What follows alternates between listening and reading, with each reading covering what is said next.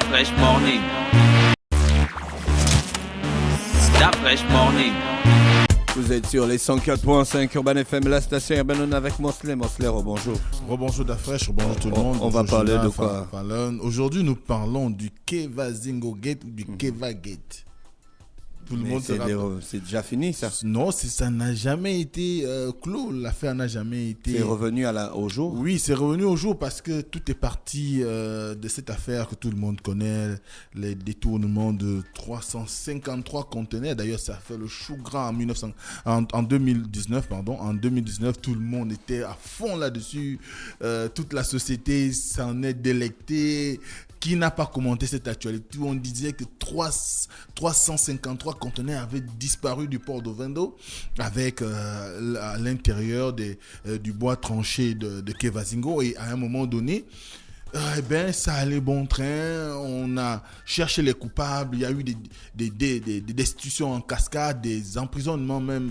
Certains ont fait la cellule. Par rapport à cette histoire, on se rappellera que ça avait balayé l'ancien ministre des Eaux et Forêts de l'époque, qui était Guy Bertrand Mapangou, mais également l'ancien vice-président de la République, Pierre Claver Manga Moussavou. Alors, c'est vraiment cette actualité qui nous intéresse aujourd'hui parce que quand on regarde un tout petit peu le développement qui en est suivi, c'est que, vous savez, à la suite de cette mise en lumière de cette question de détournement de Kevazingo, il y a eu un article qui est paru dans la presse, notamment sur un site d'information qu'on appelle Congosa News, et qui avait pour titre Kevazingo Gate, Manga Moussavou, chef de gang. Et cette information avait quand même eu un retentissement au sein de la population. Et en revenant, je reviens avec parce que c'est toujours d'actualité. Il y a eu un jugement le 21 janvier dernier. Il y a eu un jugement au tribunal de premier instance de Libreville sur le sujet. Lui, il va jusqu'au bout.